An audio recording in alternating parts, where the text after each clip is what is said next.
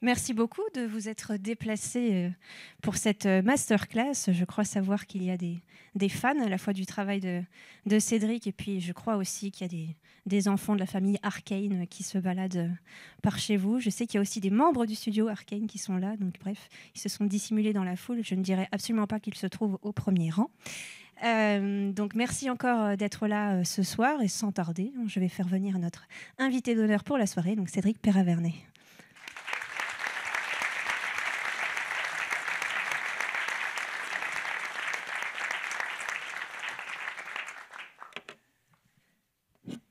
Bonsoir tout le monde. Oui, on vous souhaite la bonne année aussi, parce que c'est déjà l'année dernière qu'on s'était vus. Cédric, merci beaucoup d'être là avec nous ce soir. On est très très contents de te recevoir au Forum des Images pour cette deuxième séance déjà des Video Game Masters. On va prendre le temps de te poser beaucoup de questions sur ton parcours, ta carrière, qu'on puisse en savoir un petit peu plus, parce que ça fait déjà un petit moment que tu travailles pour l'industrie du jeu vidéo, mais pas que. Et puis ensuite, on switchera, comme pour la dernière séance, sur la partie carte blanche, où là, tu vas prendre le temps de revenir sur une œuvre en particulier pour laquelle tu as collaboré notamment avec Netflix. Mais ça, on y reviendra tout à l'heure. Alors, je vais commencer par le commencement et te demander un petit peu d'où vient ton appétence, on va dire, pour les arts graphiques. À quel moment ça a commencé pour toi? Et est-ce que très tôt, tu as envisagé une carrière d'artiste beaux-arts? Ça remonte à longtemps. J'ai toujours, je crois de mémoire, avoir toujours dessiné comme ça, avoir une pochette sous la main pour faire mes personnages. Bon, je dessinais plus que je ne faisais mes devoirs, mais c'était vraiment un truc pour moi qui était important. Et je l'ai toujours eu en fait, cette appétence, et ça m'a toujours accompagné. Et puis c'est quelque chose que j'ai réussi à concrétiser par la suite. Donc j'ai pas souvenir de ne pas avoir dessiné en fait. Ok. Est-ce que peut-être dans ta famille il y avait des gens qui dessinaient ou qui étaient proches du milieu artistique ou pas? J'ai mon frère qui était musicien il faisait de la guitare classique, du Lagoya, des choses très poussées. J'ai fait un peu de musique aussi avec lui.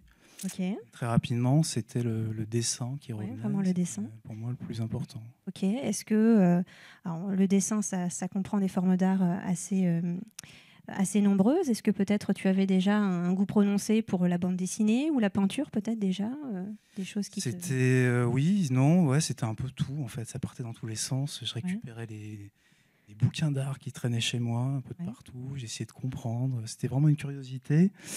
Petit à petit, les choses se sont affinées. On en regardait j'allais voir les maîtres aussi, comme Moebius, tout ça. Je découvrais les bouquins. Mon frère qui lisait du Miller avec Sin City, des comics américains qui à l'époque c'était un peu difficile de se les procurer. Donc c'était vraiment pour moi des trucs incroyables comme ça. Donc j'étais un peu le pied dans les deux en fait. Il y avait des choses très classiques et puis il peut y avoir le comics américain comme ça qui venait un peu m'inspirer. Ok. Alors justement, le fait que tu sois déjà très tôt initié au dessin, tu vas commencer donc une formation à l'école d'art Émile Cole. Je crois savoir que tu enseignes aussi aujourd'hui dans cette école, donc la boucle est bouclée. Ouais. Un peu moins ces derniers temps, parce que j'ai pas mal de choses à boucler justement. Mais j'ai quelqu'un qui m'assiste très bien là-dessus. Ok. Alors justement, est-ce que tu pourrais nous parler un petit peu de la formation, toi, que tu as reçue, artistique? Quelles compétences, connaissances est-ce que tu as développées? Puisque quand tu as commencé ta carrière, quand tu as commencé ta formation, ça fait un petit moment déjà. Est-ce qu'on parlait déjà à l'époque du métier de concept artiste? Pas tant que ça, de mémoire. On était vraiment dans une espèce de bulle comme ça, où on travaillait. On n'était pas autant ouvert comme ça à tout ce qui se faisait autour. On était un peu isolés à créer des choses de notre côté. Le métier de concept artiste était encore assez abstrait. C'est quelque chose qui existait depuis un bout de temps, mais qui ne s'était pas autant démocratisé comme maintenant, avec les artbooks, tout ça, qui sortent un peu dans tous les sens. Mais à l'époque, on était juste...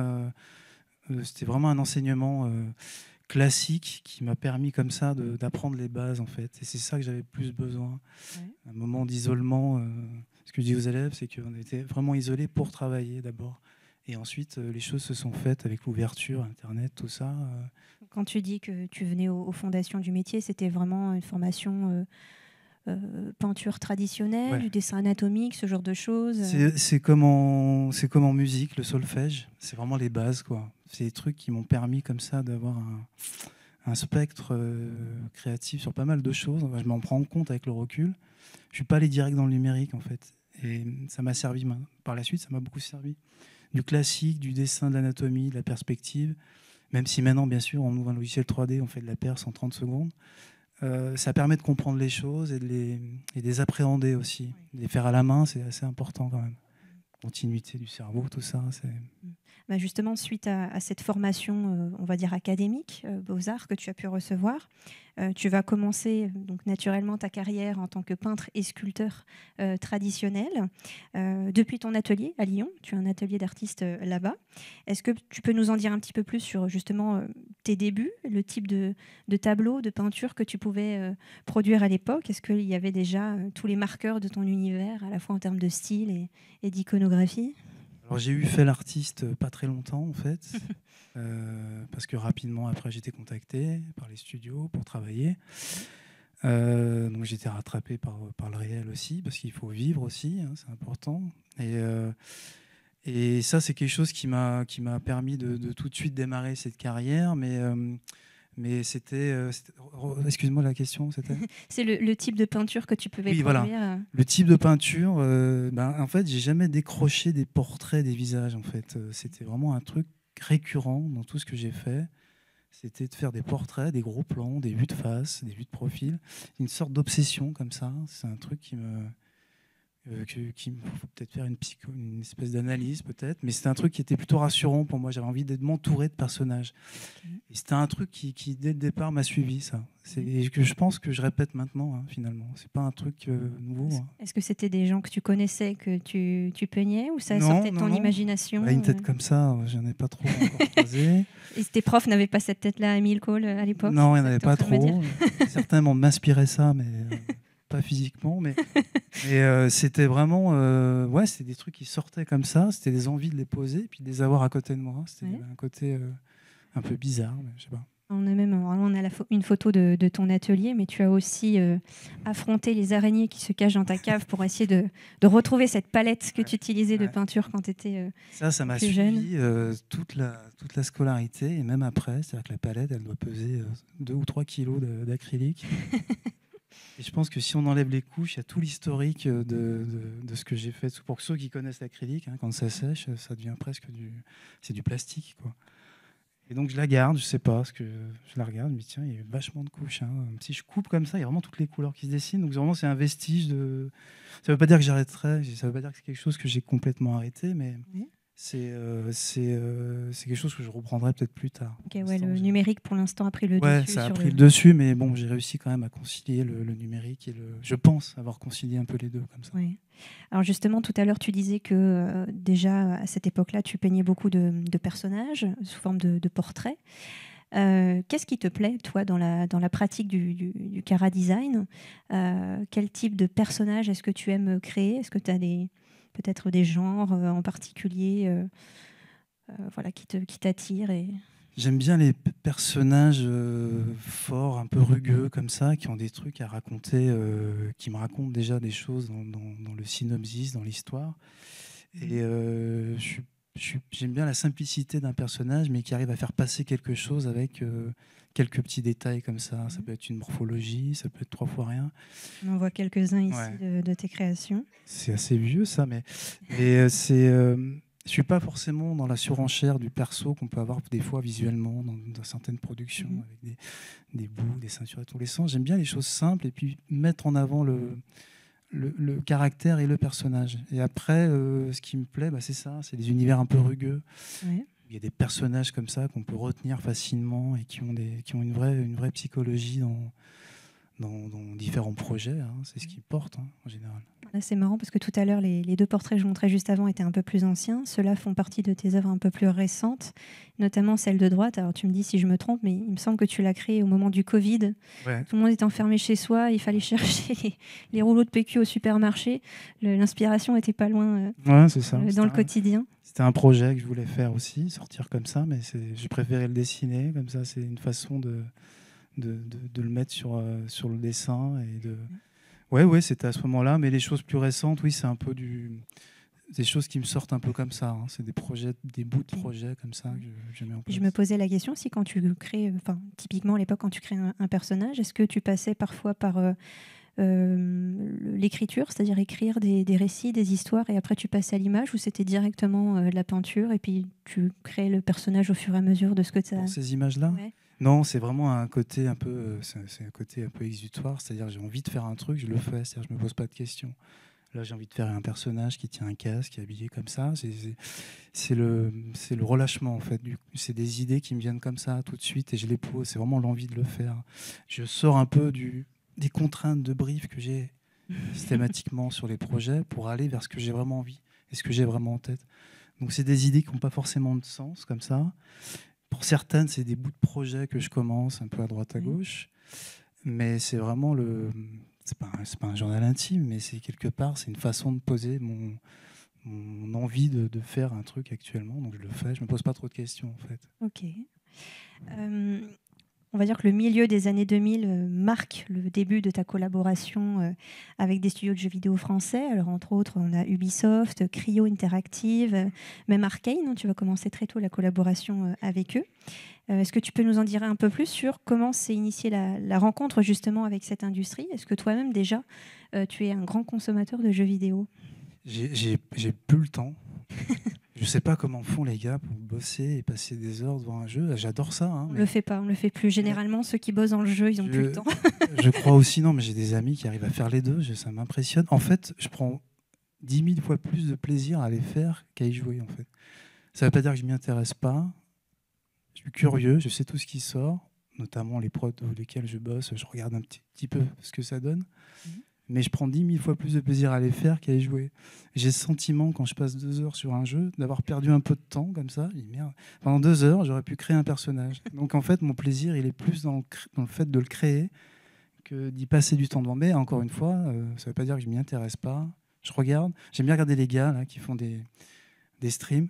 Oui. C'est nickel, ça me permet de pas y jouer et de les regarder jouer, comme ça j'ai les personnages, j'ai l'univers, en plus ça rame pas, puisque lui il a une config qui sera meilleure que la mienne, donc c'est nickel quoi. Ouais, donc du coup, pour en revenir à la question que je te posais tout à l'heure, comment s'est initiée la rencontre avec l'industrie du jeu ? Quel a été le premier jeu vidéo sur lequel tu as travaillé ? Alors ça, j'ai pas réussi à voir les archives de l'époque. Il n'a pas osé les sortir. Hein. Moi non plus. Je dénonce. En fait, dans la boîte où j'étais au tout début, qui s'appelait EMG, on faisait plein de jeux. On était 4-5, je crois, et on bossait comme des malades. C'est là que j'ai appris énormément. Et on avait démarré 3 ou 4 projets en même temps. C'était vraiment des jeux pour enfants. On avait développé notre propre jeu aussi. Okay. Et je ne pourrais pas dire lequel a véritablement commencé. En fait, je crois que j'avais dû en commencer 2 ou 3 en même temps. Un jeu pour enfants avec Cryo.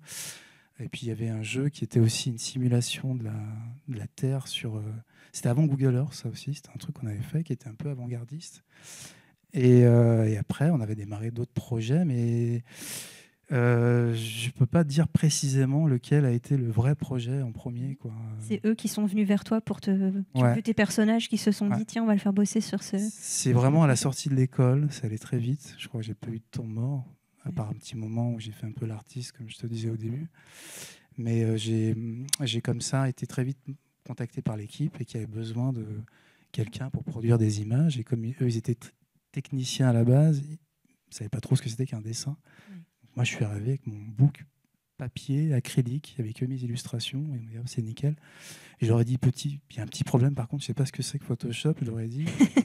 Tu me parles de layer, je ne sais pas ce que c'est. Il me dit, pas de problème, tu verras, ça va très vite. Et en fait, j'ai dû apprendre tout seul pendant plusieurs mois.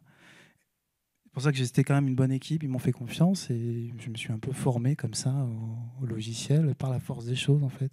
Mais eux, ils avaient l'essentiel, ils avaient le dessin, ils avaient les personnages, donc c'est ça qu'ils voulaient, créer des personnages. Alors justement, je suis curieuse un petit peu de savoir, parce qu'il y a une évolution drastique sur ces métiers aujourd'hui dans l'industrie. À quoi ça ressemblait à cette époque-là, au milieu des années 2000, la création graphique, le développement visuel d'un jeu vidéo quel schéma de production vous aviez et quel type d'outils est-ce que vous utilisiez ? Tu commençais déjà à en parler un peu. Tu veux savoir comment c'était à la préhistoire, c'est ça ? Ouais, la préhistoire m'intéresse. Des CD en bois. Non, en fait, ça n'a pas beaucoup changé. En fait, Il y a les contraintes qui ont vachement évolué, c'est-à-dire que à l'époque, on faisait grand maximum des textures en, je sais pas, pour ceux qui savent ce que c'est qu'une texture, c'est la couleur qui vient se plaquer sur la 3D. Juste par exemple, c'était maximum 1024 ou 512. On était très limité. En fait, l'ordinateur n'était pas puissant. On avait de fortes contraintes. C'était pas mal de bosser dans la contrainte aussi parce que ça nous obligeait à aller chercher des trucs efficaces visuellement. Donc je crois que le truc qui a vraiment changé, c'est ça. Maintenant, il n'y a plus trop de façon d'optimiser. On y va à fond la caisse, on en met partout. Ce qui fait que parfois les jeux ne sont pas finis aussi, ou rament, ou plantent. Mais à l'époque, on avait le souci de la contrainte. On était obligé de bosser avec 3 fois rien. Ça devait tenir sur un CD. Donc je pense qu'il y a un truc qui a vraiment changé, c'est ça. On se retenait parfois de ne pas aller trop faire les foufous avec des trucs trop compliqués à la fin que le moteur ne peut pas gérer, quoi. Et sinon, c'est pareil. C'est de la 3D, des concepts. J'utilisais Photoshop, j'ai fait du 3ds Max, j'ai fait du Maya. J'en ai mangé pas mal. Ouais. Mais je suis curieuse quand même parce que tu parles effectivement de l'utilisation de Photoshop, mais toi tu viens effectivement du milieu plutôt beaux-arts où tu utilisais essentiellement des outils traditionnels. Est-ce que la transition du traditionnel au numérique a été difficile, même si tu étais effectivement entouré d'une bonne équipe et qu'elle t'a aidé, mais est-ce que c'était difficile pour toi? Comment tu as fait pour réussir à retranscrire en gros ta touche picturale traditionnelle sur l'écran? Ça a pris un peu de temps. Je me souviens encore m'isoler comme ça pour me dire putain, c'est pas possible, qu'est-ce que c'est moche le truc que je fais sur Photoshop. C'était des espèces d'effets d'aérographe dégueulasses. Puis à côté, je regardais mes peintures, je me disais mais c'est pas possible, il faut que je fasse quelque chose. J'aimais les deux en fait. Je découvrais un logiciel qui me plaisait. Et ça s'est fait que je passais du temps, j'ai passé du temps un peu tout seul.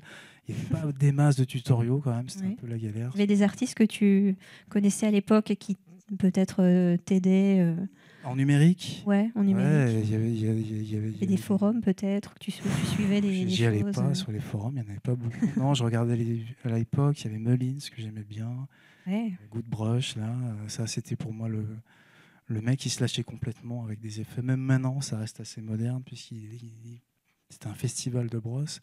Donc je ne voulais pas atteindre ça, mais je voulais essayer de ramener ce que je savais déjà faire, pas refaire du Mullins en fait. Donc je regardais mes dessins, je les photographiais, je me souviens, je photographiais mes peintures, je les scannais.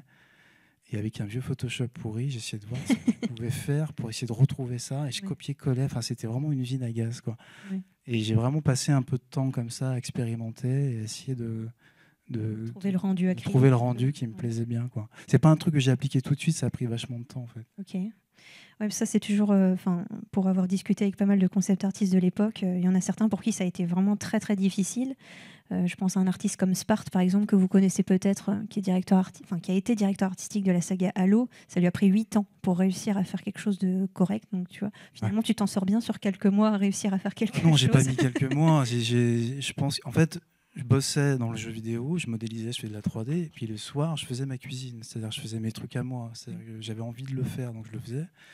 Et il s'avérait qu'à un moment donné, je commençais à mettre le doigt sur quelque chose, mais ça a été long aussi, ça a pris du temps. Mais je prenais aussi mon temps parce que j'avais réussi à commencer à vivre de ça. Donc c'était long, quoi, de mélanger un peu les deux. Est-ce qu'à l'époque, malgré le fait qu'effectivement la production se faisait en numérique, est-ce qu'il y avait quand même une partie du travail qui se faisait encore en traditionnel? Je pense par exemple aux itérations que tu pouvais faire pour un personnage avant de passer effectivement à la créa Photoshop. Est-ce que ça te permettait peut-être de gagner du temps, le fait que tu étais plus rapide, plus efficace, vu que tu étais formé N'importe comment, ce que j'allais faire sur papier allait finir numérisé. Donc, à un moment donné, je me suis dit, ça va être sympa, 5 minutes, mais je me suis dit, il faut absolument que tu passes très vite au numérique. Je gardais un pied dans le papier parce que c'est quelque chose qui me plaisait bien. C'était toucher la feuille et le crayon. C'est le côté un peu artistique, véritablement de la chose. Mais voilà, concrètement, il fallait vite passer à quelque chose de plus efficace. Et puis, c'est une production après, donc il faut que les gens puissent aussi réutiliser ton travail. Et le papier, c'est bien pour mettre sur les murs après, faire des croquis, mais c'est un peu plus long, quoi. C'est un process qui parfois peut être un peu plus long. Enfin, pour moi, c'est un peu plus long. Okay. Peut-être que tu continues de produire quelques œuvres personnelles en traditionnel à côté de tes projets pro pour équilibrer un peu les deux ou... Actuellement ? Déjà à l'époque, même aujourd'hui. Ouais. Non, mais j'avais mon appart était rempli de ça. C'est-à-dire, je rentrais le soir, je peignais. C'était mon plaisir du soir. Hop. peignais, et puis hop, je repartais le matin bosser, toujours avec plaisir parce que j'étais content d'avoir une bonne équipe avec moi. Et je rentrais le soir, et je reprenais mon projet de peinture. Et puis après, j'ai réussi à concilier les deux. Alors là, on va arriver à une partie qui est quand même importante de ta carrière, hein, puisque en 2009, tu vas démarrer officiellement ta carrière de character designer, à l'occasion notamment du lancement de la création de Dishonored, la célèbre licence du studio Arkane. Alors, je ne sais pas si je dois vous présenter vraiment Arkane, je pense que tout le monde ici connaît ce studio lyonnais, donc, qui a été créé par Raphaël Colantonio, qui est spécialisé dans la création de jeux immersifs première personne. Studio que tu connaissais déjà, puisque tu avais travaillé au développement visuel du titre Dark Messiah of Might of Magic, je vais y arriver, sous la direction artistique de Daniel Ballage. Alors, je ne m'attarde pas dessus parce qu'on n'a pas d'archives visuelles de ta production pour ce projet-là. Beaucoup, en tout cas, t'ont découvert suite à la publication et exposition de ton travail sur Dishonored. On en a un petit aperçu ici, moi y compris. Est-ce que tu peux nous parler un petit peu justement de ce projet Dishonored? Comment est-ce qu'il t'a été présenté à l'époque, entre autres par Victor Antonov et Sébastien Mitton? À l'époque, oui, c'était cette équipe-là avait besoin avait des besoins de ressources, de recherche de personnages, recherche aussi avec un style particulier, puisqu'ils avaient envie d'avoir quelque chose plutôt avec un style pictural, peinture. Il s'est avéré qu'un ami à moi travaillait là-bas, Monsieur Jean-Luc, qui est pas loin. Il n'est pas dans cette salle. C'est un peu lui qui a dit tiens, j'ai mon pote, il fait plein de peintures. Je crois que c'est un des seuls, Jean-Luc, qui voyait un peu mon atelier avec tous mes tableaux. Et il m'a dit tiens, j'ai mon pote, il fait de la peinture et ça pourrait coller justement à ce projet-là. Donc c'était nickel, puisque c'est un projet qui mettait en avant un style pictural que moi je faisais un peu aussi chez moi. Et ça a été, je crois, effectivement le commencement de pouvoir comme ça marier mon envie de peinture et de projet. Oui. Un projet pour moi qui était presque pour le coup sur mesure. C'est-à-dire je faisais des persos, je faisais des sales gueules, je faisais comme ça du personnage, mais qui faisait presque un peu portrait. Donc du coup, c'était parfait pour moi, quoi. C'était une collaboration qui était sur un temps court, ou est-ce que tu as accompagné toute la production justement de Dishonored pour nous resituer un petit peu? Je suis resté un bout de temps quand même à développer les personnages. Victor, lui, s'occupait tout ce qui était véhicule, tout ça, environnement. D'ailleurs, c'était plutôt inspirant comme ça. On arrivait chacun avec nos concepts, mais c'était surtout du personnage que je mettais en avant. Et c'était, pardon, la question. Ça y est, je sais déjà plus, j'allais passer à la question suivante. C'était de savoir si tu avais accompagné la production sur un temps court, ou si tu avais vraiment, si tu étais resté de A à Z en fait sur le. En général, je démarre sur les projets au tout début, et ensuite, une fois que mon boulot est fait, que les portraits sont faits, les personnages sont faits, je laisse la place aux modeleurs qui vont aussi mettre en avant mes boulots avec la 3D. Donc, je pense que vers la fin de la prod aussi, je pense que c'est des choses qui commencent un peu à s'arrêter au niveau de la production graphique pour aller vers la 3D et la production des assets, des personnages. Donc il y a une phase évidemment qui est très importante au départ, et ensuite qui évidemment s'amenuise et on va plutôt aller très vite pour finir le jeu, quoi. Donc je suis très présent au début, mais après assez vite on a glissé avec les extensions, les DLC, et puis on a enchaîné ensuite avec le 2, donc il y a quasiment pas eu de temps mort, quoi. Ok.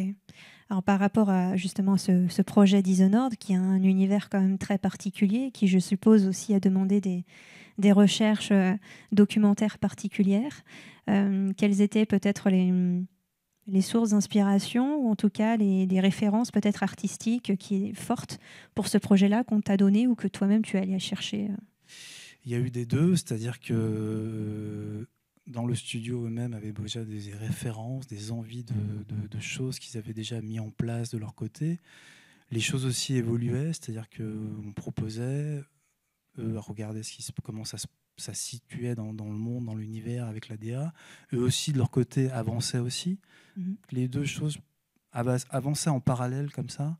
Et il y avait pas forcément de choses très arrêtées tout de suite. Je pense que aussi bien de mon côté que de leur côté, on essayait de faire évoluer le projet au mieux possible et de pousser un peu le truc comme ça dans ses retranchements. Quand je pouvais arriver avec un perso qui, au final, n'était que secondaire, on dit tiens, finalement, il a une bonne gueule, celui-là, il faut qu'on arrive à le caser peut-être pour autre chose. Donc ça pouvait arriver avec des choses comme ça, c'est-à-dire c'est vivant, c'est un projet qui pourrait rester comme ça.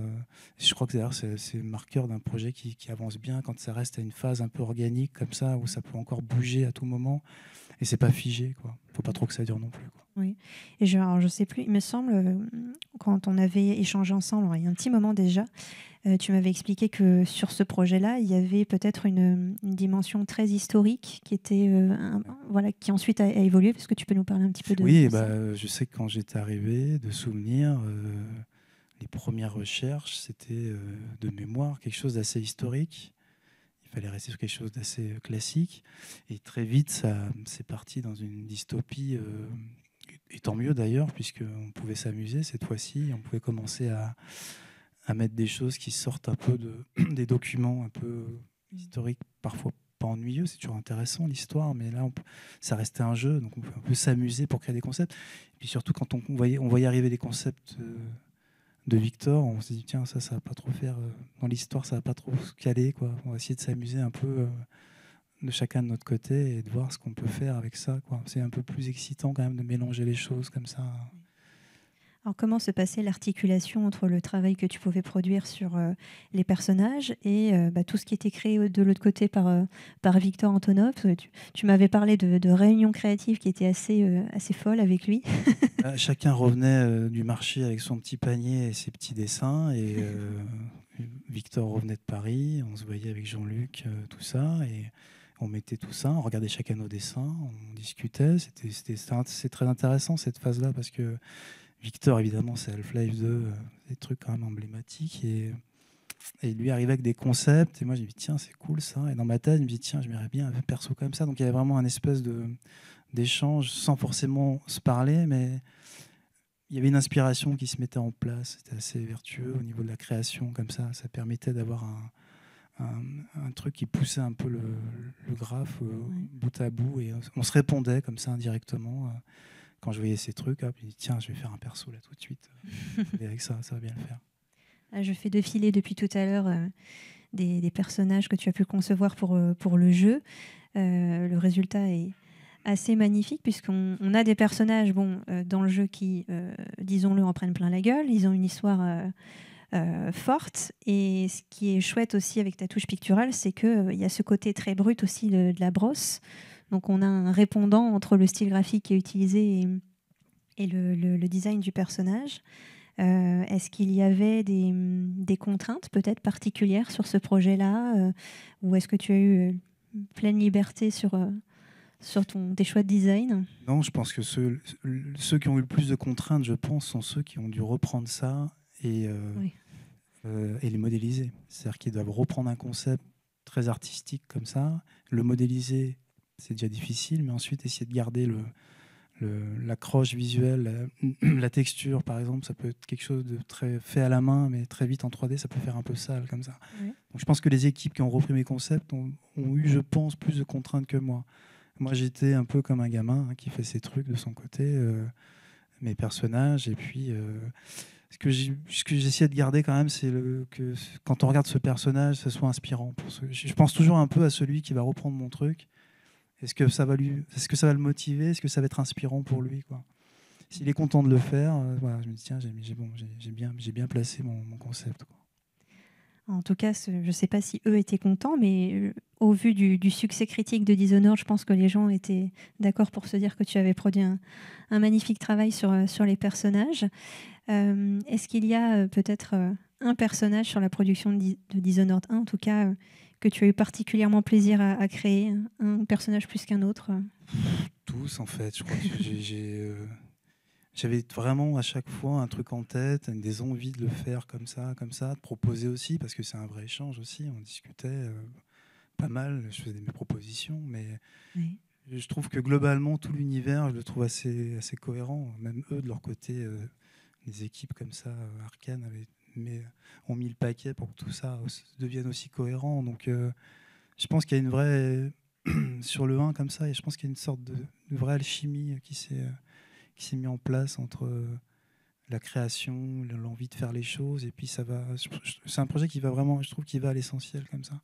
Il est direct, et c'est pour ça, je pense qu'il a bien marché. Il y a cet aspect comme ça, grosse claque, pas forcément avec un rendu ultime, mais vraiment sur la partie graphique et recherche, quoi. Alors, on parlait de Dishonored 1, mais tu as donc travaillé aussi sur le second opus. Est-ce que la direction artistique du titre, elle était renouvelée ici pour coller avec le nouvel environnement du jeu, à savoir Karnaca, donc qu'on pourrait présenter très rapidement comme une sorte de baie maritime avec des architectures très composites.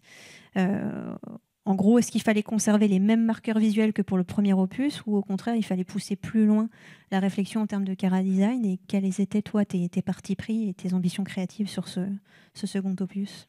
Je pense qu'eux avaient déjà plus de parti pris de leur côté, et avaient déjà posé les bases de ce qu'ils voulaient vraiment faire. Moi, je suis plus arrivé ensuite pour répondre à ce qu'ils avaient envie de faire et leurs demandes. Je pense que de mémoire, on avait quelque chose on poussait un peu plus le curseur sur la stylisation des personnages.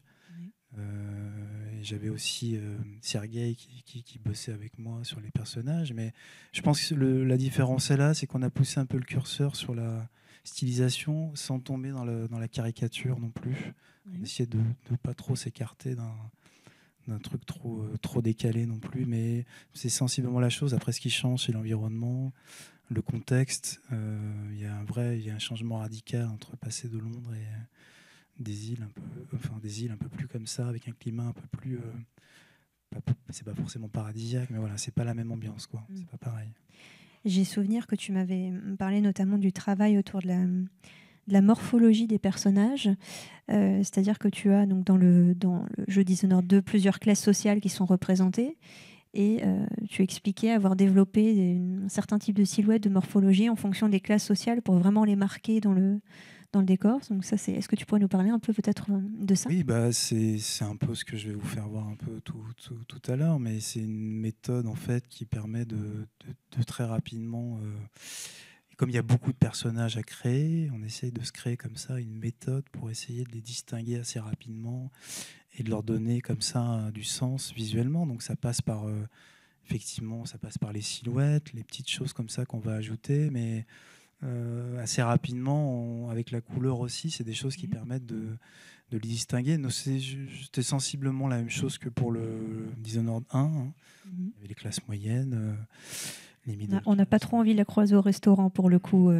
Pas trop, non. En fait, ce qui impressionne beaucoup aussi dans ces designs, c'est qu'on a l'impression de lire un texte avant de voir un design de personnage. On a déjà beaucoup d'éléments narratifs en fait, qui sont intégrés au design.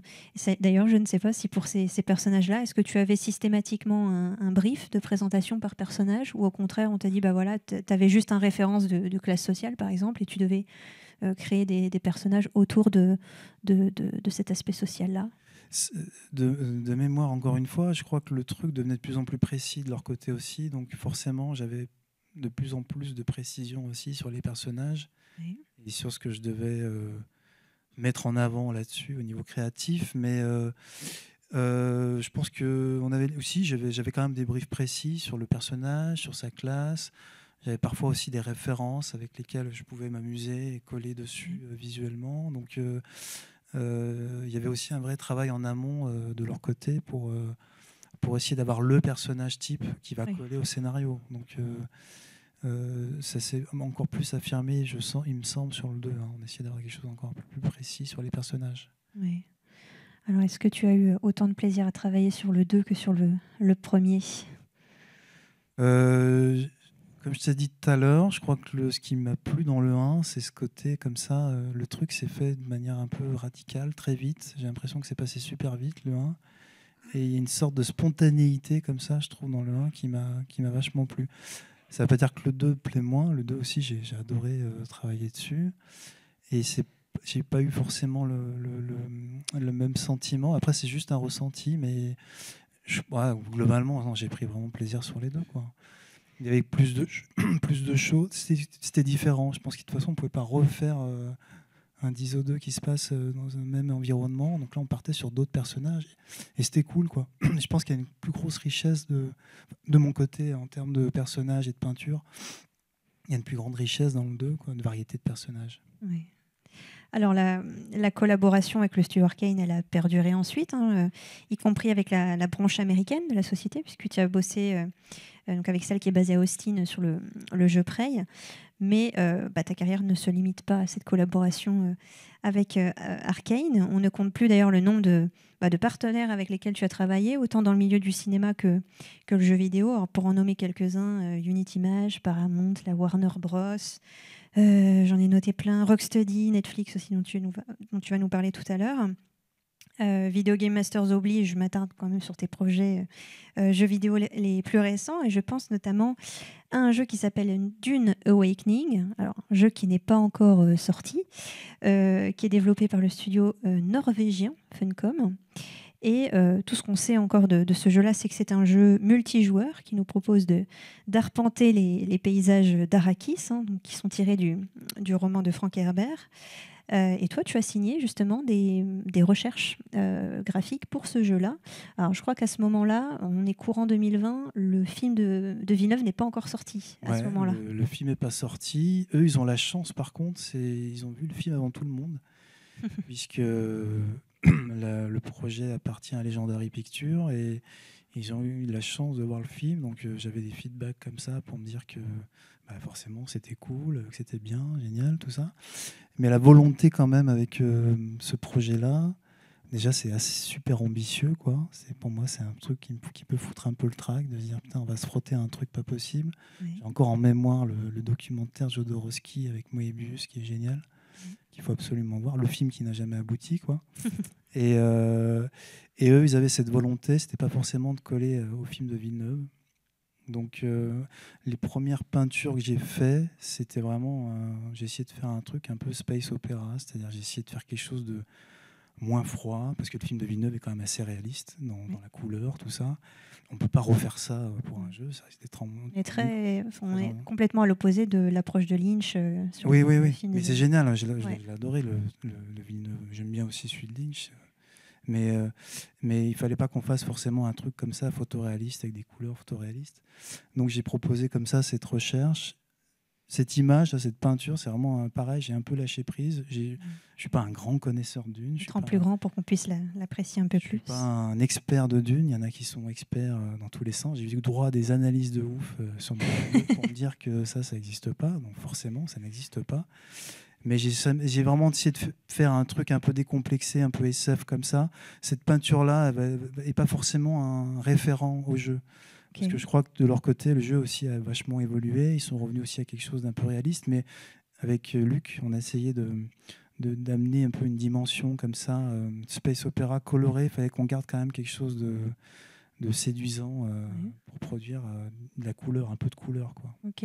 Est-ce que tu travaillais spécifiquement sur les personnages ou est-ce que tu as fait un petit peu éventuellement de décor sur cette production? Parce que je vois les personnages qui sont mis en scène, qui ne sont pas nécessairement format portrait close-up comme on a vu pour... J'ai fait les deux, c'est-à-dire je crois que j'en ai fait deux ou trois peintures comme ça, mais assez rapidement, j'ai dû décliner tous les personnages, j'ai décliné plein de personnages, des Harkonnen, tout ça. J'ai fait des versions, j'ai testé des morphologies. J'avais d'autres artistes aussi qui travaillaient avec moi, mais j'ai vraiment avec eux, j'ai bossé dans la phase un peu expérimentation. Oui. C'était au tout début en fait. Et ça, moi, c'est la partie qui me plaît le plus. Je suis un peu comme un gamin dans un bac à sable et il y a tout qui est autour de moi. Donc j'essaye les trucs comme ça. C'est pour ça qu'on arrive à ça au final. Mais c'était vraiment le point de départ. Donc il n'y avait pas vraiment de choses imposées, si ce n'est qu'ensuite, comme je t'ai dit, il fallait éviter de coller au film, quoi, quand même. Okay. Tu avais travaillé donc au début du projet, tu disais, donc c'était sur un temps plutôt court. Tu n'es pas resté sur toute la... Je suis resté, je crois que j'ai dû bosser 3 ans quand même. 3 ans, ah oui, donc si, un temps plutôt long. 3 ans, ouais, ça fait un petit temps. Est-ce que tu vas nous donner des indices sur la date de sortie du jeu ou pas? Non, bah après je laisse, je laisse mes bébés, mes dessins entre leurs mains. Et je les laisse finir le projet. Moi, c'est un peu ça. C'est-à-dire, je finis mon truc, puis après, je m'en vais. Est-ce que tu as au moins vu tes personnages modélisés? J'en ai vu quelques-uns passer sur leur Insta. Et c'est plutôt cool, c'est bien foutu. Je pense que le projet va être bien. Il y a une grosse ambition derrière qui colle assez bien en plus aux origines du roman. Mais il y a ce côté, voilà, je finis mon truc, je m'en vais, et puis je serais le plus heureux de voir que le projet soit cool et aboutisse. Mais après, ça m'échappe, ça. C'est plus de mon ressort. Tu vas quand même prendre la manette pour tester tes personnages sur le jeu ou pas? Même pas. Non, je joue quasiment pas. Je fais confiance aux streamers. Je vais aller voir un streamer ou deux qui va me faire un petit test. Non, je prends vraiment plaisir à aller voir bouger, à aller voir sur des. J'ai pas vraiment ce temps-là pour y jouer. Puis surtout ça va être un jeu qui va demander beaucoup de temps quand même. Oui. Alors, autre production récente sur laquelle tu as pu travailler, Diablo 4, qui lui est sorti en juin 2023. J'y ai pas joué non plus. Tu n'y as pas joué. Ça nous surprend beaucoup.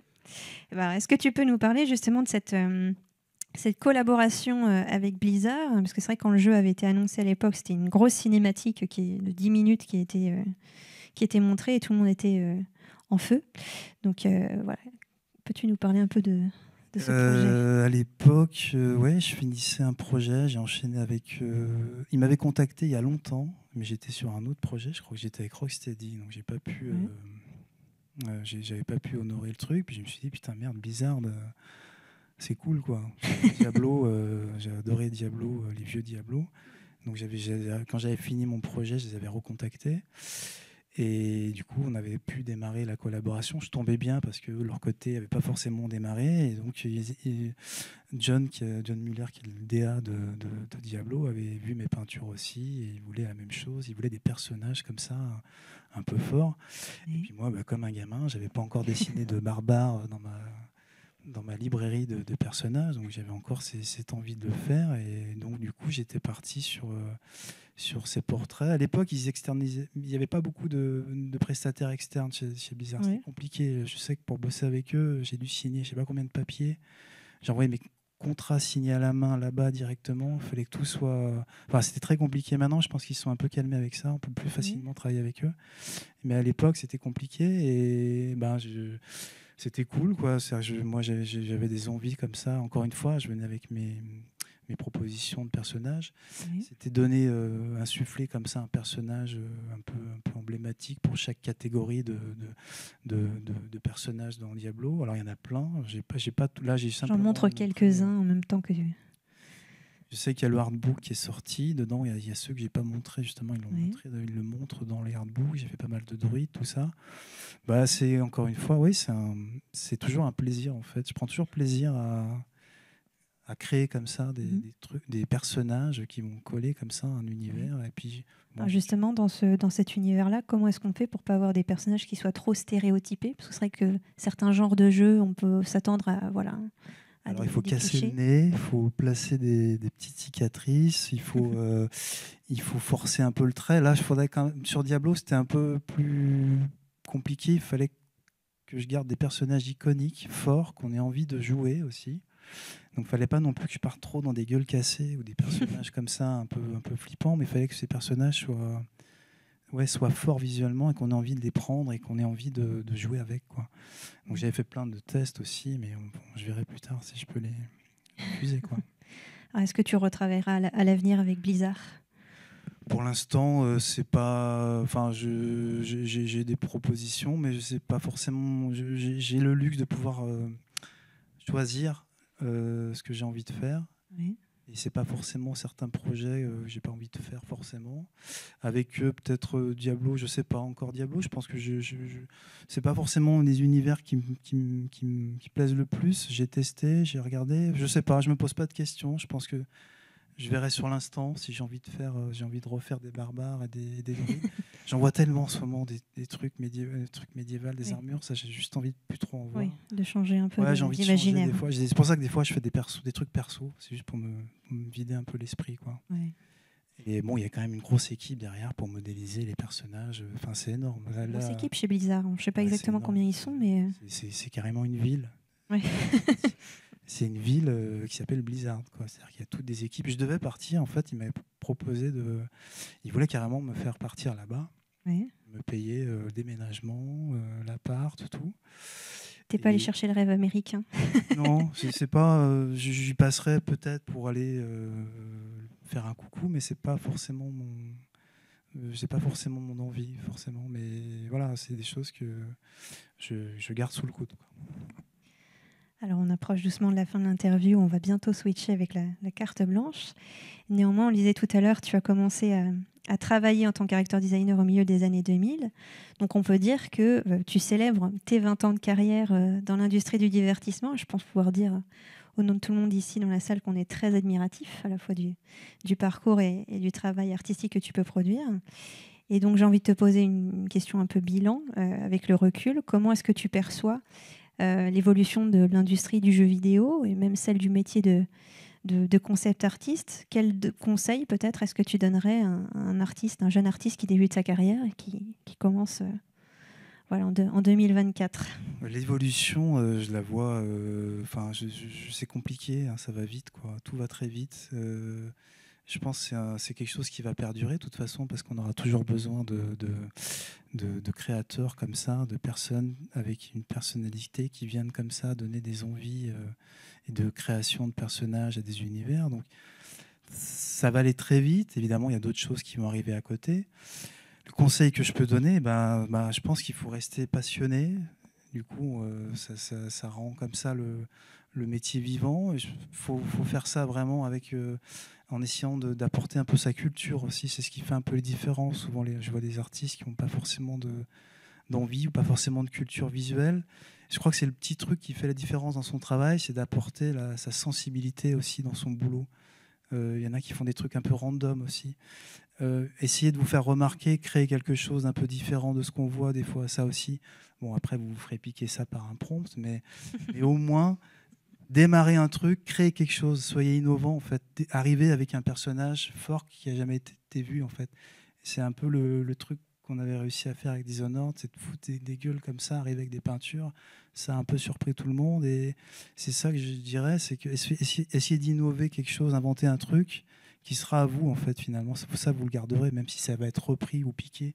Je sais que des styles, ça se pompe énormément, mais créer un truc qui va vous porter, en fait. Et je pense qu'il y aura toujours des... Moi, j'ai la chance encore de travailler avec des équipes créatives et qui ont envie de bosser avec des créatifs, c'est-à-dire des gens avec qui discuter et avec qui échanger et pas taper des lignes, quoi. C'est-à-dire qu'on échange une idée, on échange un film, une culture. Et je suis pas sûr que ça se télécharge, ça. C'est un truc qui se vit, en fait. Hein. C'est organique. Et je pense que je bosse avec des projets, avec des studios encore aux États-Unis. Clairement, certains utilisent autre chose que des artistes, mais c'est pas forcément les meilleurs projets. Et je crois que les meilleurs studios, les bons studios qui tournent bien, eux, ils vont plutôt aller chercher le sur-mesure. Un artiste qui va se donner et qui aura une vraie identité, il va faire du bio, quoi. On va faire du concept art de qualité avec des gens qui ont une vraie histoire et une vraie passion. C'est ça, je pense qu'il faut essayer de garder en mémoire. C'est ce qui fait la différence. Donc je suis pas non plus, c'est pas négatif, quoi. Il y a rien n'est foutu. Bon, je crois qu'on va terminer sur ces mots-là. Je pense que vous aurez compris Enfin, vous lirez entre les lignes, je pense. On s'est compris. Voilà. Alors, on va passer effectivement à la session carte blanche. Pour cette masterclass, tu as choisi de revenir effectivement sur la série Love, Death and Robots, qui est sortie en 2019, donc qui a été réalisée par David Fincher et Tim Miller. Tu as travaillé... tu vas nous l'expliquer ici sur 2 épisodes en particulier, mais toi, tu vas revenir sur le premier, la première saison. Donc, je vais te laisser tranquillement t'installer au pupitre et je vais quand même vous montrer un petit aperçu visuel pour ceux qui n'ont pas vu la série. En tout cas, du premier épisode.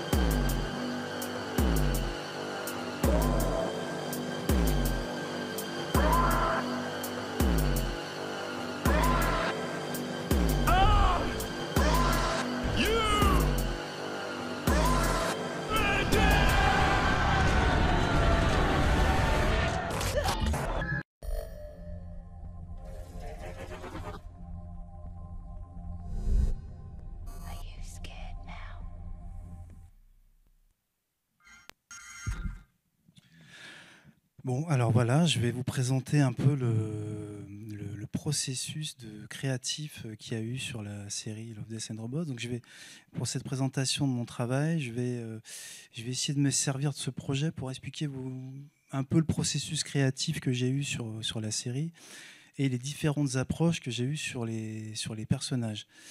Alors, j'aurai pas le temps de tout vous expliquer. Je vais plutôt me concentrer sur 2-3 études que j'ai eu à faire tout au long de la série.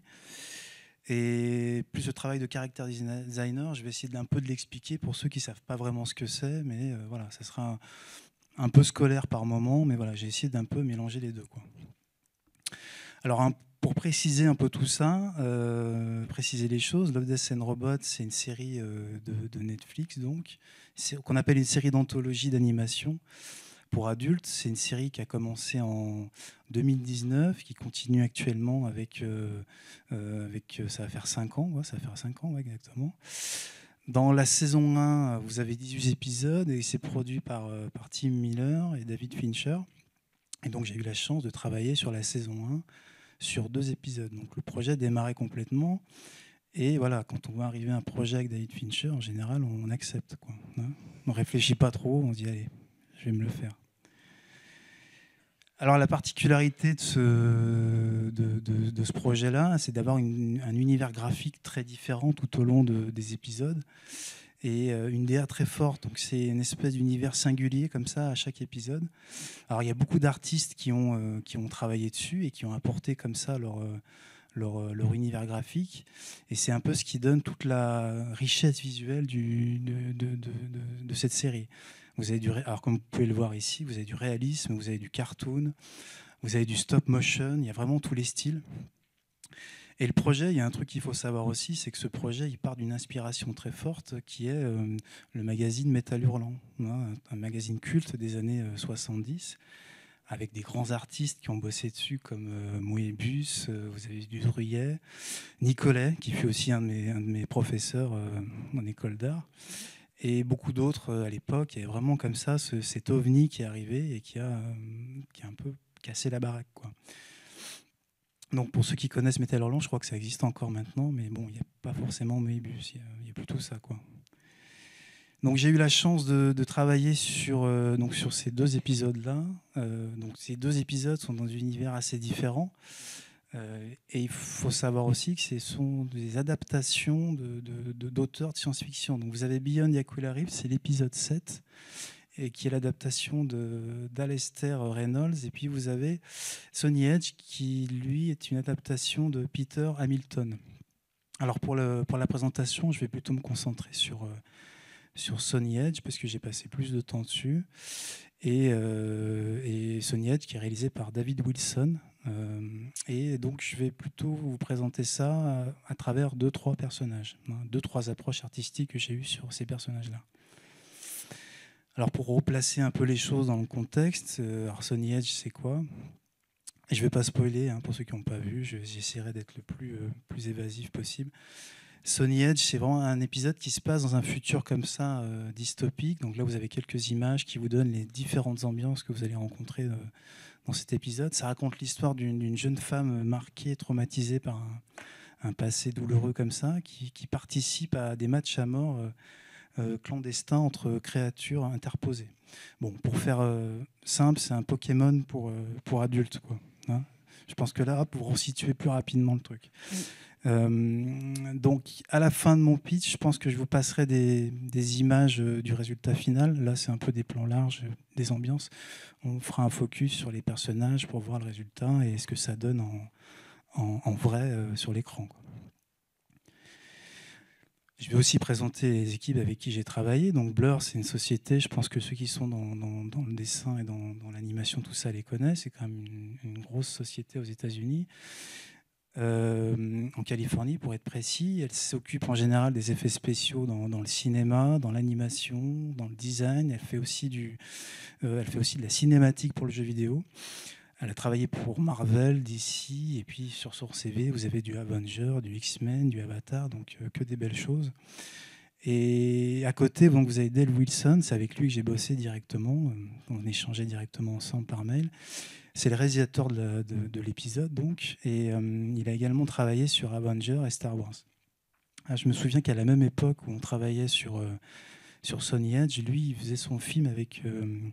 on travaillait en 2017, on a commencé à bosser en 2017 ensemble, et en même temps, il faisait son film avec Vin Diesel, qui s'appelait Bloodshot, qui est aussi une adaptation de comics.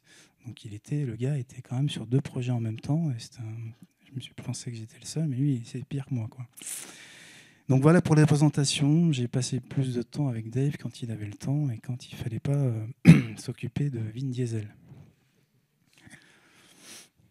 Donc avant de dessiner, je vais lire un brief, je vais lire un espèce de document comme ça qui va essayer de m'expliquer ça va être le synopsis du projet et qui va mettre en place comme ça les bases et la DA en général. Bon, à la lecture du brief du personnage aussi, je vais avoir des choses à développer plus précisément, mais ça on verra après. Dans ces images-là, donc, qui sont tirées du brief, qui est bien plus conséquent que ça, hein, mais j'ai extrait quelques images comme ça du brief de Blur. Il y avait des images pour illustrer le projet. Donc là, pour ceux qui connaissent, vous avez Snatch avec Brad Pitt. Ça, c'était plus pour la partie combat illégal, comme ça. Vous avez Alan Ford aussi, je ne sais pas si vous connaissez. On l'appelle tête de brique dans la série, toujours dans Snatch. C'était pour le type de morpho, donc une sacrée gueule. J'aurais pu le faire, celui-là, en peinture. Il est génial, avec ses grosses lunettes. Il y avait aussi Millennium avec Rooney Mara. Aussi, c'était une source d'inspiration pour Sony. Un personnage comme ça... qui est assez intéressant. Et puis, il y a cette petite image au-dessus, en haut à droite, c'était plus pour donner une indication sur l'ambiance colorée qu'on voulait essayer d'avoir sur l'épisode, et c'était cette ambiance un peu rétro-punk futuriste. À l'époque, Cyberpunk, le jeu n'était pas encore sorti, hein, donc on commençait à revenir un peu avec ça tout doucement, quoi. J'étais également content de voir que mes boulots étaient des points de référence. Il y avait pas mal de mes peintures comme points de référence pour le projet. Donc ça tombait bien, j'allais bosser dessus, quoi. C'était nickel. Comme quoi, vous voyez, là, ces projets-là, vous voyez, la fille qui est assise, c'est un projet perso que j'ai dû faire il y a je ne sais pas combien d'années. J'ai débalancé, hop, il a voyagé sur Internet, et hop, il me permet de bosser sur un truc comme ça. Donc ça répond un peu à la question de Marine. Faites des choses, soyez innovants, et hop, ça voyage, et puis les gens peuvent être inspirés et peuvent vous proposer des choses comme cette série. Assez rapidement à la lecture du brief, parce que moi je vais lire le synopsis, je vais lire le brief, et puis dans ma tête je vais aussi avoir des idées comme ça, des envies de choses. Donc je vais débouler avec mes quelques petites références de personnages forts que j'ai aimés. Alors des personnages forts, je ne vais pas vous faire voir forcément le brief de Blur, mais il y avait moi des choses différentes, un peu plus anciennes, que je vous fais voir. C'est vraiment comme un jouet, c'est-à-dire quand j'ai le projet qui arrive, je vais penser à des films forts, des personnages forts, et je vais essayer comme ça, avec l'excitation de créer des personnages, aller chercher des choses qui m'ont marqué. Donc je vais penser à des personnages du cinéma, comme ça, donc il y a du Sigourney Weaver. Ça part un peu dans tous les sens, mais là c'est ce qui me passe par la tête tout de suite. Linda Hamilton à fond les caisses, Terminator 1, Terminator 2, c'est quand même une sacrée référence. On s'arrête au Terminator 2, hein, on ne va pas plus loin. Ça reste une sacrée référence quand même pour moi.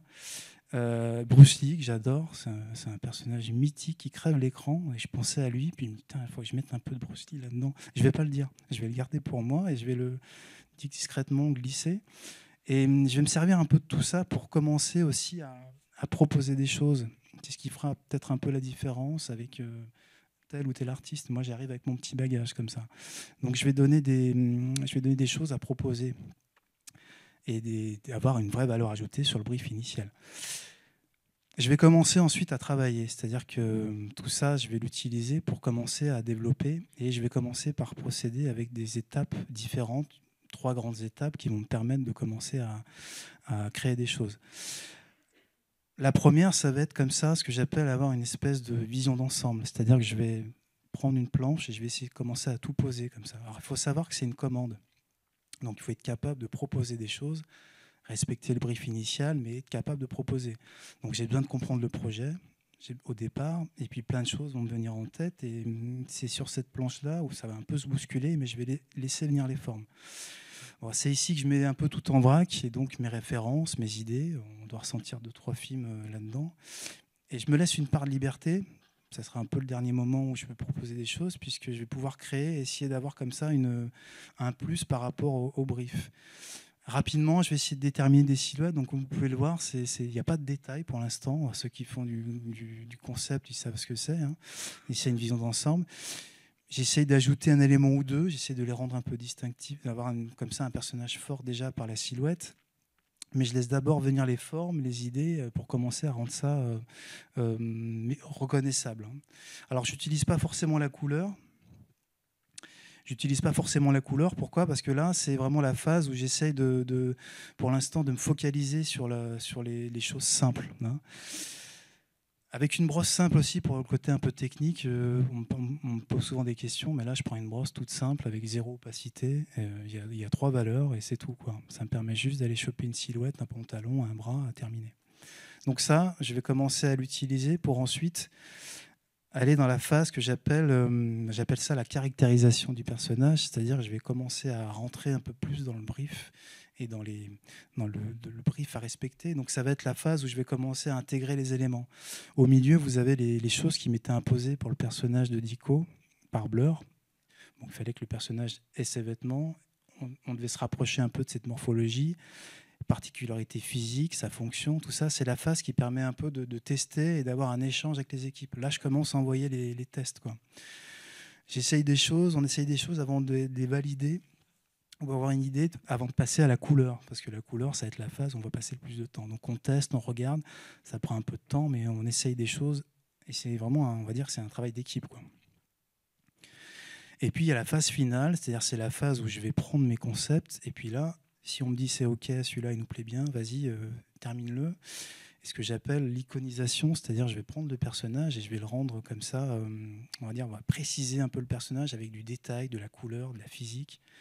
Des bijoux, par exemple ici, vous avez des lunettes pour Wes, on le reconnaît tout de suite. On va essayer de le rendre unique, comme si, on va dire, chacun des personnages avait sa propre existence. Et moi, j'aime bien leur faire porter comme ça sur leur tête les portraits, des traits d'une vie, comme ça doit être quelque chose d'important. C'est assez important pour moi. C'est vraiment une étude de portrait. Hein. C'est quelque chose qui me permet comme ça de m'amuser. Je mets de la texture. Et c'est la phase vraiment où je mets en avant mon approche graphique et mon univers. Et j'utilise mes brosses, cette fois-ci, avec la couleur. Donc ça, c'est la phase finale, on va dire. Ça, c'est prêt à partir en prod. Et les équipes vont le récupérer et vont bosser 1 mois, 2 mois avec et modéliser. Maintenant, je vais vous expliquer un peu le processus, un peu plus précisément les choses. Et je vais commencer par Sony dans un premier temps. Alors, je ne vous ferai pas voir les briefs en interne des studios parce que ça reste quand même des documents confidentiels. Mais vous verrez peut-être un aperçu ici, puisque là, pour le personnage de Sony, on m'avait demandé de respecter comme ça ces quelques lignes comme ça et les caractéristiques du personnage. Donc c'est un personnage qui est assez jeune, qui a 20 ans. Elle devait porter des cicatrices, donc un passé douloureux comme ça, elle le porte sur son visage. Rester assez fine visuellement. Les pieds nus, ça aussi c'est un truc qui m'était demandé. On devait lui mettre une capuche aussi, cheveux courts. Et puis tatouage lumineux, on verra ça au rendu final. Donc j'ai essayé à partir de tout ça de commencer à proposer des choses, à trouver des choses qui soient propres au personnage. Je vais essayer des contrastes intéressants ou pas dans les vêtements, la forme du t-shirt, les tatouages. Je vais essayer d'aller chercher des ruptures de forme, toujours en essayant de coller au brief de Wilson, mais j'essaye de proposer vraiment des choses en plus, quoi. Quand je suis dans cette phase-là, j'ai un truc qui me démange très vite, c'est que j'ai envie de quoi ? J'ai envie très vite de commencer le portrait. Ça, c'est un truc qui me revient. Ça, je peux pas m'en séparer. C'est un truc qui est récurrent chez moi. Donc, je vais faire des propositions de morphologie et de visage. Et j'aime assez rapidement pousser le portrait. C'est un peu mon spécial, mais ça me permet aussi de distinguer assez rapidement la personnalité du protagoniste avec la forme du visage. Et je trouve que c'est un peu l'âme du perso globalement, hein, la forme des yeux. Pour moi, ça doit raconter beaucoup de choses. Et je vais essayer de dessiner en noir et blanc. Encore une fois, je vais rester sur des choses un peu simples comme ça, comme si je sculptais dans le volume, sans trop aller dans le détail, puisque je vais faire des propositions et eux, ils vont choisir ou pas des choses qui vont leur plaire. De mémoire, je crois qu'on était parti sur la version, la dernière, là-bas, sur la 4e. Et je vais éviter de tomber trop vite dans l'effet de la couleur, puisque je vais essayer de rester vraiment dans l'efficacité du noir et blanc. Ça me permet aussi de rapidement de voir si une idée est bonne ou pas. On ne va pas passer de la couleur sur un concept si au final ça ne marche pas. On va essayer de le tester déjà en noir et blanc et puis on va voir ce que le studio va te dire, quoi. Alors ça, on pose souvent la question, comment je procède pour la couleur. Alors on pourrait croire que j'utilise ce type de nuancier. Pour ceux qui connaissent, c'est du bon vieux Photoshop avec un nuancier de base pour travailler la couleur. Alors moi, c'est pas du tout mon kiff, comme on dit. Ça me parle pas trop, ça. C'est même plutôt froid. J'ai vachement de mal avec ça. Alors oui, c'est bien parce que ça permet d'être précis. Les petits carrés comme ça, on peut aller chercher la couleur. Pour le graphisme, c'est nickel. Mais pour moi, c'est pas le top si on veut commencer à créer et à expérimenter de la couleur. Et ça ne permet pas forcément de m'amuser comme je peux le faire avec une palette et des pots de peinture. Donc moi, je vais très vite aller vers ça, c'est-à-dire un truc un peu plus compliqué, voire un peu plus bordélique, c'est-à-dire je vais en mettre de partout comme ça, je vais aller chercher les tâches. Ça me parle plus puisque je vais rester autour du personnage, mais je vais expérimenter la couleur, la matière. C'est une espèce de, on va dire, un bordel organisé comme ça de tâches qui me permet de mélanger un peu mes teintes, quoi. Alors j'essaye des trucs et j'essaye de garder, alors ça c'est des trucs qui étaient durs à faire, mais j'essaie de garder une approche organique du numérique. J'essaie pas de rester sur du pixel, donc j'essaie d'aller chercher de la matière, de mélanger la couleur, comme si j'utilisais les tâches vraiment pour commencer à préciser le personnage avec différentes brosses, comme vous pouvez le voir. Ça donne quelque chose d'assez abstrait. C'est évidemment ça. Si je balance ça en concept, ça va me revenir dans la gueule assez vite et je vais me faire engueuler. Et c'est pas forcément très précis, mais je me garde cette phase-là. Et parfois, ça me donne des idées aussi d'aller chercher une forme. Ça débloque des trucs et ça me permet de faire aussi des propositions. Donc, je peux presque trouver l'inspiration dans cette espèce d'abstraction comme ça, de forme. Ça me parle. Je me garde toujours cette phase-là. Elle est importante pour moi. La finalité, c'est quoi? C'est d'avoir ce personnage comme ça, avec un rendu qui est beaucoup plus précis, de travailler la couleur, d'affiner le concept, d'être plus précis, évidemment. Et je me dois d'être précis parce que les équipes, elles ne sont pas à côté de chez moi. Elles sont aux États-Unis, on travaille à distance, donc je me dois d'être précis dans mes designs. Et on fait tout ça par mail, donc je ne serai pas là pour dire c'est pas comme ça, c'est comme ça. Le truc va voyager et va faire sa vie après. Donc de mon côté, pour le résultat final, ça doit être comme ça, l'iconisation avec la précision, les détails. Tout ça, c'est pour vraiment penser à l'équipe qui va arriver derrière et qui va modéliser ton personnage pendant un mois ou deux, quoi. Je passe d'un truc assez abstrait à un concept assez précis. La finalité, c'est quoi? Donc je dois essayer de ne pas rester sur un concept trop flou, quoi. La finalité étant d'avoir un personnage 3D modélisé comme vous avez sur la droite, par les équipes aux États-Unis, donc, qui ont passé du temps dessus. Alors, c'est du CGI. Alors, CGI, c'est une traduction d'images générées par ordinateur. C'est fait, c'est modélisé, c'est texturé. Donc voilà, la finalité, c'est de pouvoir créer un personnage comme ça qui va bouger et qui va prendre vie comme ça sur l'écran. Donc, on va quand même avoir besoin du concept du milieu pour préciser tout ça. Je vais maintenant rentrer un peu plus dans le détail de la couleur. J'étais un peu plus large. Je vais commencer à préciser mon approche picturale avec ce personnage-là. Donc là, dans un premier temps, ce que vous voyez là, ce sont des recherches de caractérisation pour Jennifer. Donc il y a un personnage qui est important dans l'épisode aussi. Je vais faire des propositions, comme d'hab, je fais mes propositions. Donc je dois rester sur une jeune fille de 20 ans, blonde, comme ça, mystérieuse, avec un visage assez doux. Une voix douce, un accent anglais, voilà, c'était toutes les lignes que je devais un peu respecter dans le personnage. Et puis, je vais expliquer un peu plus précisément la couleur que j'ai eu à faire sur ce personnage, avec les différentes étapes. Blur, je crois, de mémoire, a validé le A. Et de mon côté, donc, quand le A est validé, je me dis, OK, nickel, donc je vais prendre le A et je vais commencer à bosser dessus et à voir ce que je peux en faire, quoi. Parce que ce n'est pas fini, c'est simplement une recherche. Donc, partons de cette recherche-là, je vais agrandir, et avec la couleur, je vais alors commencer à redéfinir le portrait. C'est-à-dire que je vais prendre cette base noir et blanc, et je vais commencer à y mettre ma couleur avec de la texture. Un truc qui me reste de peinture comme ça, c'est aller chercher une carnation de peau. Ça, pour ceux qui connaissent, vous savez ce que c'est la carnation de peau. C'est essayer de faire simuler comme ça les rougeurs, les choses qui font qu'une peau, le rendu fonctionne. Donc je vais aller chercher une carnation de peau avec mes brosses, avec différents tons. Donc je vais tourner autour, je vais essayer de m'amuser comme ça. Je vais travailler les couches aussi de couleurs avec des brosses différentes pour aller chercher la matière, et puis un peu comme une peinture traditionnelle. Pour ceux qui en ont déjà fait, ils savent ce que c'est. Ça demande un peu de temps. Je vais tourner autour de cette base noir et blanc pour commencer vraiment à en accentuer la personnalité et essayer de booster un peu le concept. Donc voilà une des premières étapes comme ça, à partir de ce concept. Ensuite, je vais commencer par préciser la touche et je vais commencer par redéfinir le visage et donc gagner en lecture. C'est comme si on zoomait comme ça, on allait chercher de la définition dans l'image. Donc je dois garder à l'esprit encore une fois que mon concept va être repris par des équipes. Donc je vais commencer à préciser tout ça. Il a besoin d'être clair et précis.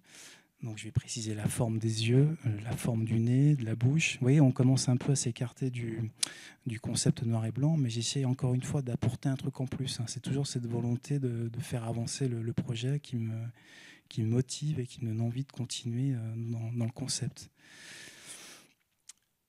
Résultat final, c'est ça, c'est-à-dire que vous avez ce visage-là qui reste assez juvénile. J'ai essayé de créer un visage assez pur dans les lignes, alors qui va contraster avec le twist final. Pour ceux qui ont vu l'épisode comprendront de quoi je parle. Mais j'ai surtout essayé de donner vie au concept avec la couleur et la texture. C'est vraiment la couleur à ce truc, c'est de vraiment ajouter de l'intensité au concept initial.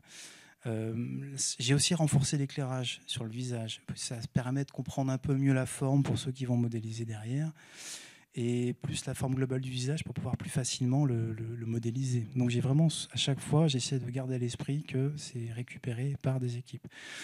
Le personnage est posé, c'est-à-dire que j'ai posé les grandes lignes, j'ai modélisé, mais parfois ça ne suffit pas, puisqu'on s'est rendu compte que le visage manquait un peu de douceur. On avait perdu un peu le portrait initial, donc la version de Jennifer a été un peu trop mature, donc pas assez douce pour contraster avec le twist final, comme je disais tout à l'heure. Donc j'ai modifié encore cette version et j'ai dû réadapter mon concept. Ça aussi, ça fait partie du métier, c'est-à-dire qu'il faut être capable de prendre ce qu'on a déjà produit et de se renouveler, c'est-à-dire réinventer un truc derrière. Parfois, c'est pas facile. Donc on est vraiment parti dans cette direction plus soft. La mâchoire est moins marquée, le visage est bien plus rond. Je vois que les yeux sont plus ouverts aussi. Par contre, j'ai gardé la même base puisque l'équipe avait validé le personnage. On ne voulait pas complètement le refaire. Puis aussi, il faut se dire que le timing est assez serré, quoi. C'est vraiment un ping-pong avec les studios. On s'envoie les boulots, il me répond. Alors lui, il est en train de finir ses trucs avec Vin Diesel. Il me répond à 00h30. Il me renvoie des fois à 1h de l'après-midi. Ça tombe bien, il ne dormait pas. Donc c'est tout en décalage. Et c'est vraiment des échanges des fois qui peuvent être laborieux. Mais ici, dans le meilleur des cas, c'est super bien passé parce que c'est quelqu'un qui m'avait quand même laissé vachement m'a fait assez confiance là-dessus. C'est la phase de portrait qui, pour moi, est terminée, puisque là, elle est prête à partir en 3D. Il y a eu des réunions dans tous les sens. Ils ont validé le projet, le personnage. Donc, ils disent, allez, c'est bon. On l'envoie au modeleur. Ils vont commencer à modéliser. Donc là, je suis sur l'étape pour arriver à cette version. Ça prend forcément un peu de temps, puisque là, on va dire que ça a été du sur-mesure. Ça prend du temps. Mais ce que je disais tout à l'heure, c'est ce qui fera un peu la différence si vous arrivez à vous adapter et à bosser avec les studios. Vous ferez du sur-mesure, quoi. Donc de la qualité, quoi. Je vais vous parler de ce personnage aussi. Pourquoi ? Parce que là, j'avais une approche un peu différente artistiquement. J'ai pas tellement l'habitude de dessiner. Et là, pour le personnage de Dico, c'était un peu différent. Alors, le personnage de Dico, on le verra plus tard, mais c'est un personnage qui est complice avec Jennifer. Et j'avais du mal à trouver une approche intéressante. Et j'étais pas tellement satisfait. Donc, pour trouver un élément marquant du visage, j'avais dans un premier temps fait des croquis comme ça au trait pour essayer de marquer le visage. Donc, vous avez quand même vu que le personnage est plus ancien, plus vieux, un visage plus marqué.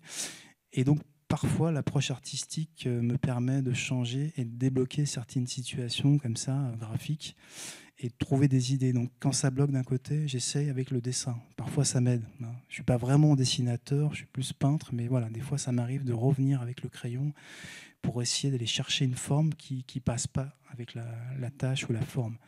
Bon, très vite, ensuite, je reviens avec la valeur.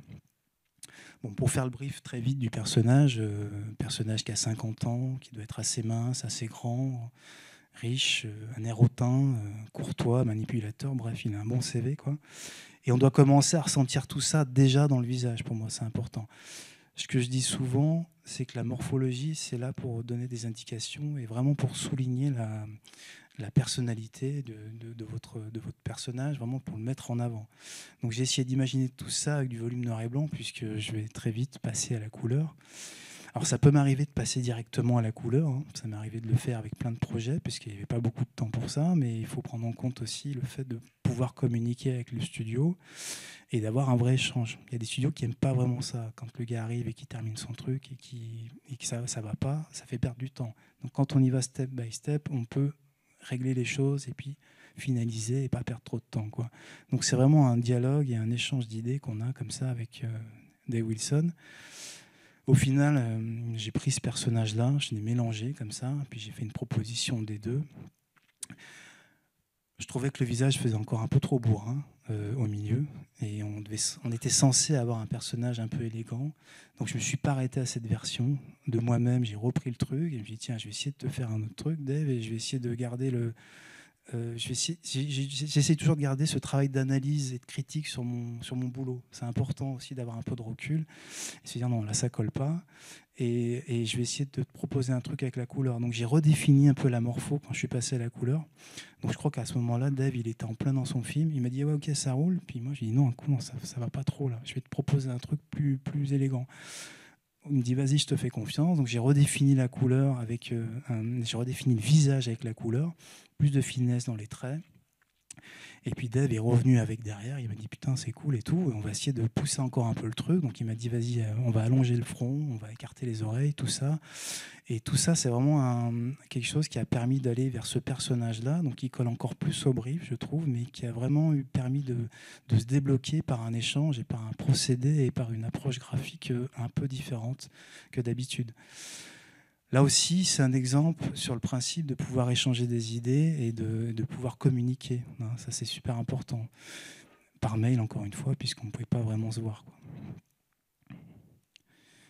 Alors, pour renforcer comme ça l'élégance du personnage, on est parti sur un costume comme ça, avec une coupe assez droite. C'est un style vestimentaire, et c'est un peu du édouardien revisité. On est resté sur une couleur assez sobre comme ça, avec un petit gilet jaune, avec un peu de graphe et de texture. Alors j'aime bien garder la simplification des plis, souvent. Je trouve ça intéressant, ça permet de contraster avec un visage comme ça, un peu plus organique. Je trouve que graphiquement, c'est parfois intéressant. Je fais souvent ça, puis ça me permet de mettre en avant le portrait. Ce que je fais aussi, c'est que à la version finale, je vais ajouter de la texture, de la matière sur les vêtements. Ça, c'est pour ceux qui vont commencer à modéliser. Je vais faire quelques propositions. La petite fleur jaune, elle est importante puisque c'est un petit élément qui va rappeler Jennifer, puisque les deux, encore une fois, seront complices dans l'épisode. Et voilà pour la planche finale, c'est-à-dire que ça va être prêt, encore une fois, à partir en production chez Blur. Ça va être prêt à être modélisé. Là, ça prend beaucoup plus de temps puisque il y a un artiste qui va s'occuper des vêtements, il y en a un qui va s'occuper du visage. Donc c'est vraiment il va y avoir un vrai travail d'équipe. On verra ça à la fin. Je vous ferai voir quelques images. Bon, je vois que le temps passe très vite. Je vais essayer d'aller à l'essentiel aussi. Alors ça, c'est intéressant aussi. Je vais vous parler de Simon. Pourquoi ? Parce que là aussi, j'ai eu une autre démarche, une troisième démarche. Vous voyez, j'en ai plein d'approches. Ça aussi permet de m'amuser, pas tout le temps faire la même chose. J'avais fait ces propositions. Très vite, le deuxième là, avait été validé. Simon, c'est un personnage qui va se confronter à Sonny dans l'épisode. Pareil, indirectement, par créature interposée. J'avais commencé cette recherche noir et blanc, puis rapidement, on avait décidé de prendre le deuxième. Donc, et moi, j'avais poussé le noir et blanc un peu dans ses retranchements, et j'avais poussé un peu le détail. Ici, la différence avec les autres portraits, c'est que j'avais un peu tout raconté déjà dans le noir et blanc, et je ne trouvais pas nécessaire d'aller rechercher par la couleur le détail. Donc pour gagner du temps, parce que là on arrivait à la fin du projet, il fallait aller vite, donc j'ai décidé de garder ma base en noir et blanc. Et il m'arrive de faire ça, c'est-à-dire prendre mon noir et blanc qui est assez poussé et de le superposer avec une couleur que je vais essayer de m'amuser un peu avec la texture et la matière pour aller chercher une teinte intéressante au personnage. Ceux qui connaissent Photoshop, j'ai pu facilement le prendre et le superposer au noir et blanc. Ça m'a permis d'avoir un espèce de procédé de superposition et j'ai pu conserver le détail de ma recherche noir et blanc avec en plus de la couleur. Donc ça me permet de gagner vachement de temps. Et c'est pas aussi laborieux que pour Jennifer. Jennifer, je crois que c'était le premier portrait que j'avais passé du temps, mais ça permettait de poser les bases aussi et la DA de l'épisode. Alors le résultat, il est sympa, mais ça fait un peu vieille photo colorisée comme ça, donc ça me plaît pas non plus. Donc hop, très vite, je reviens sur mon concept et je vais rajouter de la couleur, je vais rajouter de la matière, de la texture, tout ce qui me plaît en fait, tout ce qui me fait plaisir en peinture. Et je vais essayer de retrouver l'approche initiale des précédents personnages, mais on s'est rendu compte que j'avais fait un test aussi avec les équipes, avec des cicatrices comme ça. On trouvait ça un peu redondant avec Sony. Donc je suis revenu sur cette version un peu plus soft. Et ça, c'est vraiment la version finale du concept pour Simon que vous avez dans l'épisode à la fin. Voilà pour vous dire que je ne reste pas sur une seule approche artistique. C'est vraiment les 3 approches un peu comme ça. Alors j'en ai d'autres. Je m'amuse pas mal en couleur des fois à faire des choses différentes. Je n'aurai pas le temps de tout exposer ici. Mais toujours en essayant de garder mon rendu final, des fois, je peux prendre des chemins différents et des approches différentes. Et ça, on le voit de temps en temps, parfois quelques boulots que je peux poster. On se rend compte que c'est différent. C'est surtout que j'ai envie de m'amuser avec la couleur et j'expérimente des fois. Parfois, j'expérimente directement dans une prod. Alors la finalité de tout ça, ça a été de créer on a créé avec Dave un véritable casting de personnages comme ça, mémorables. On a essayé de donner une forte identité visuelle.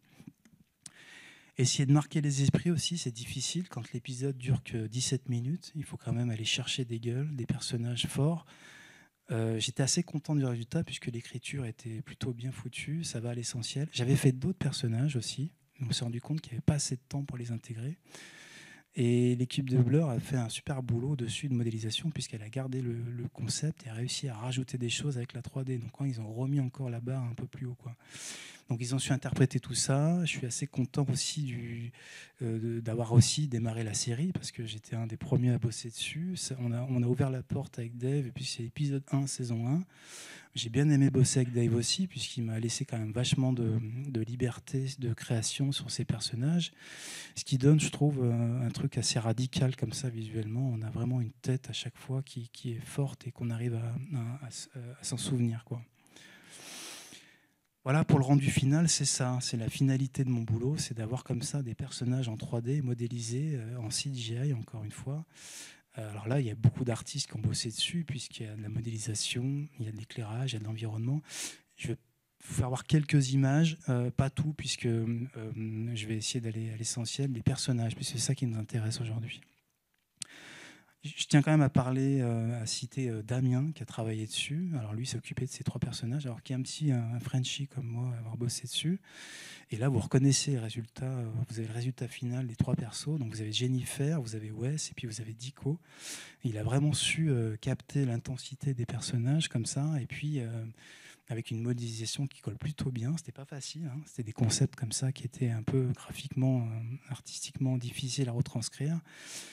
C'est le personnage au milieu, c'est un personnage important aussi puisque c'est un trio avec Sony et Irvina. On verra ça, vous verrez ça si vous n'avez pas vu l'épisode. Encore 3 personnages forts aussi que Damien a travaillé dessus.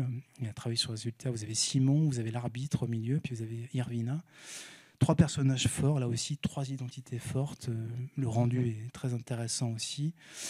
Là, chaque personnage a encore une fois sa propre identité visuelle et je pense qu'on les mémorise assez facilement.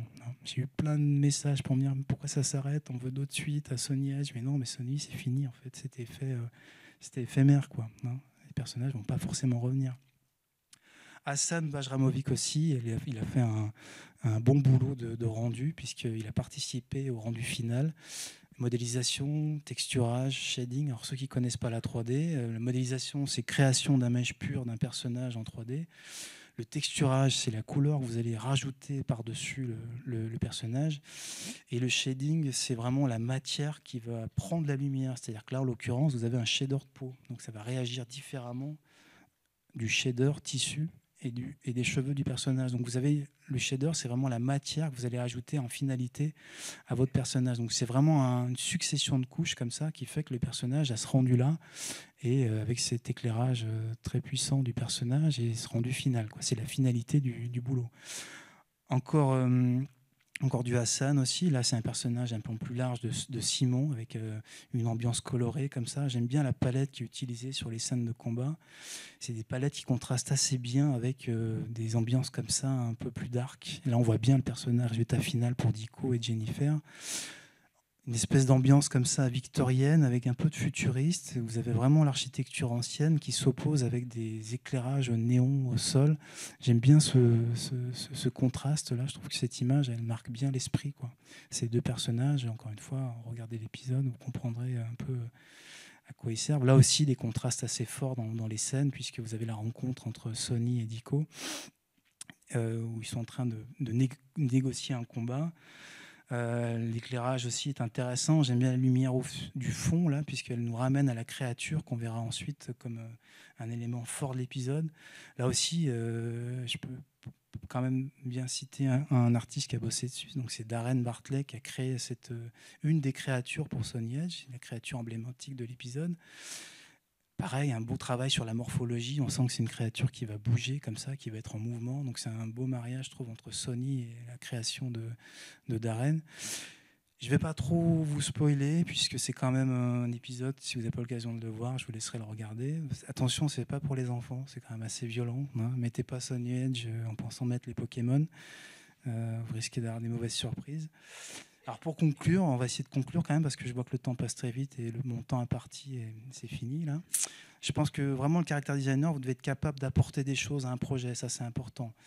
Et voire même plus, ça aussi c'est ce qui fera un peu la différence avec d'autres personnes peut-être. Ça va passer par votre, comme on disait tout à l'heure avec Marine, ça va passer par votre culture, votre sensibilité. Si vous arrivez à l'intégrer dans vos projets, c'est encore plus cool. Je pense que si c'est ça qui va vous rendre unique dans votre créativité, dans vos personnages. Être capable aussi d'avoir une vraie valeur ajoutée sur ce qu'on vous donne, sur les documents que vous recevez, pas bêtement les remplir les cases, quoi. S'adapter à un projet aussi, ça c'est important, c'est difficile, pas tout le monde est capable de le faire, c'est important si vous voulez aussi commencer à en vivre, parce que finalement on va intégrer une prod qui est déjà installée, donc c'est quelque chose qui demande un peu de travail.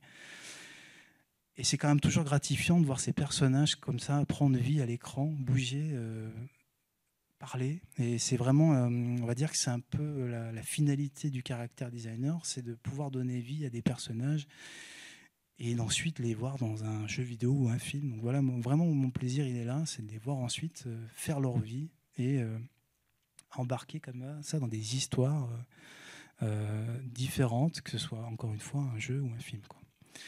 Voilà, je pense avoir fait le tour. Je pense qu'on n'a plus tellement le temps et il me semble que si vous avez des questions, n'hésitez pas.